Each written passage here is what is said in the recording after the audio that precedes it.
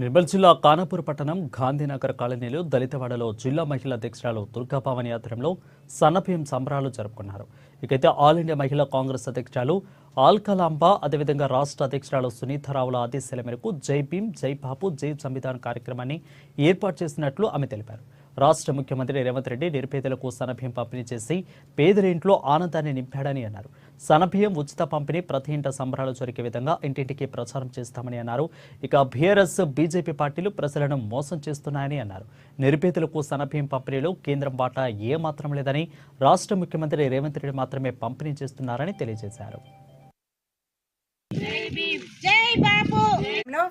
ఆల్కలంబ గారి ఆదేశాల మేరకు, రాష్ట్ర మహిళా సునీతారావు గారి ఆదేశాల మేరకు ఈరోజు మేము దళితవాడల్లో జై భీమ్ జై బాపు జై సంవిధాన్ ప్రోగ్రాం ద్వారా 200 మంది మహిళలకు, దళిత మహిళలకు మా సన్న బియ్యం రేవంత్ అన్న గారు ఏదైతే సన్న బియ్యం పేదవాళ్ళు దళితులతో సమానంగా దరిద్రులాగా ఉండద్దని, ధనవంతులతో సమానంగా ఏదైతే బియ్యం ఇచ్చిండ్రో మేము సంతోషంగా బియ్యం తినడానికి, వాళ్ళకు కూడా మనము ప్రజల్లో ధనవంతుల్లో ఒకరుగా ఉండాలని మేమందరం కూడా సంతోషంగా వాళ్ళ కండిపెట్టి ఇవాళ తినడం జరుగుతున్నది.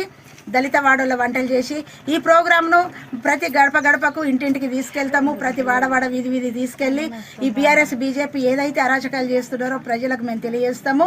ఖచ్చితంగా నిన్న చూస్తే మరి బీజేపీ ప్రభుత్వము మరి ఏం చేసింది, రైల్వే శాఖను ప్రైవేట్ రంగం చేసింది. జిఎస్టీ తీసుకొచ్చి మరి ఆదాని అంబానీలకు పెద్దగా చేసి ఆల్కలంబ గారి